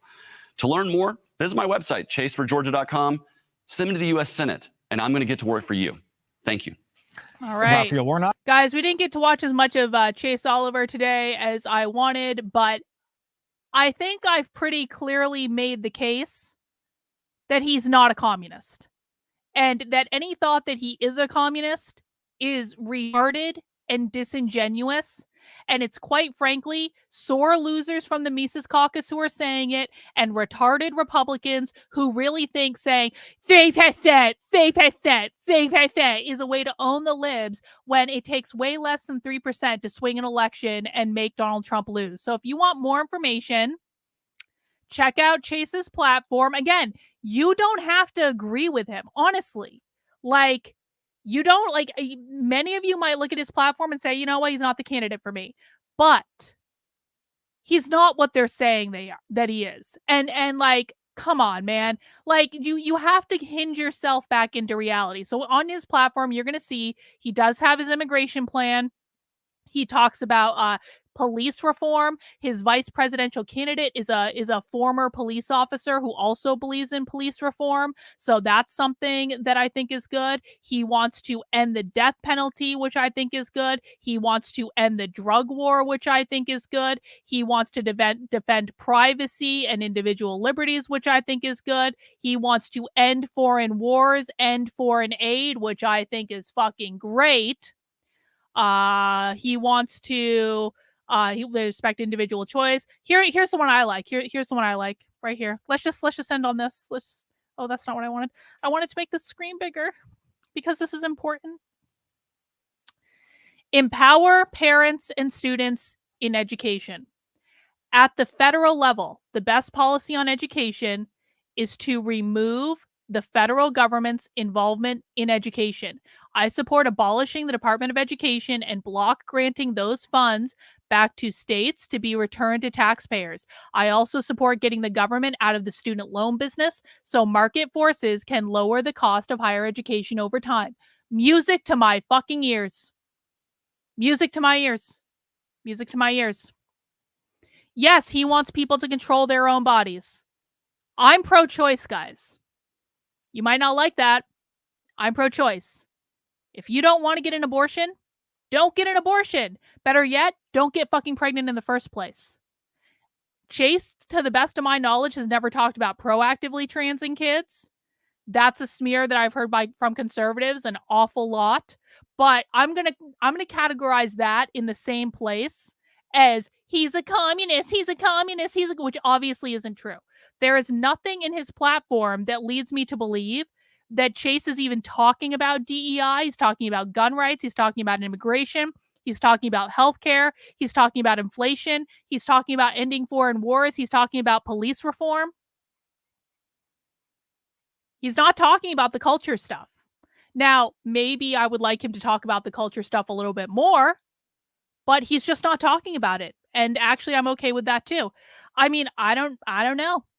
It depends on if he wants to come on. If he wants to come on, I will certainly have him on the show. But guys, that is all we have time for today because I do have a Zoom call with my supporters. Now, I was a little lazy last night. Okay, I wasn't lazy. I was just doing other stuff. I was monitoring the Libertarian Convention last night, and so I didn't send out my weekly newsletter. I'm sorry. I don't know how if anyone even reads that newsletter, but I'm sorry. But what I did do is I sent out the Zoom links so people can join us for a community Zoom call that's going on right now in my supporter community. Head over to my Substack, Carlin, KARLYN.substack.com, and you can find the Zoom links there. And you can come and join us for a private unrecorded chat, and you can tell us what you think. This is kind of what I saw. Chase is against transition surgery for kids, but is okay with puberty blockers. Well, guess what? Maybe people can talk to him about that. Because to me, he actually seems to be a pretty reasonable person. And so maybe people can talk to him about that. And they can talk to him about the influence of queer Marxism. And if Chase does come on my show, then maybe we can talk to Chase about the fact that we don't care if people are trans. We want kids to be taken care of. We want kids to be whoever they are. But this queer ideology is a problem for reasons X, Y, B, and Z. And it may just be that he hasn't been exposed to that information yet. But to me, he seems like a reasonable person that is capable of having a reasonable adult conversation. And I do hope we'll get the chance to have that conversation at some point. I actually really do. Supporting forced vaccination by business is pre-communist. He doesn't support forced vaccination by business, you fucking retard. Like, conservatives just make shit up. He doesn't support forced vaccination by business. He wanted people to be able to hire whoever they wanted to hire, regardless of if they were vaccinated or not, which is an actual libertarian position. You guys are the ones that are acting like authoritarian douchebags. Swear to God. Swear to God. Thank you, Human Centipede. All right, guys. I may be back for a late night stream later. I kind of want to watch the Nick Rekieta stuff on Kino Casino. Maybe. But we're going to go do the community Zoom call for right now. Thank you guys for hanging out and actually listening to Chase Oliver. I'm sure we're going to listen to more of him as this election cycle unfolds. And I appreciate you guys giving him a fair shake, unlike the retards on Twitter and unlike the sore loser fucking Mises caucus. And I'm sorry, they got exactly what they deserved. All right, guys, that's all we have for today. Thank you. Bye.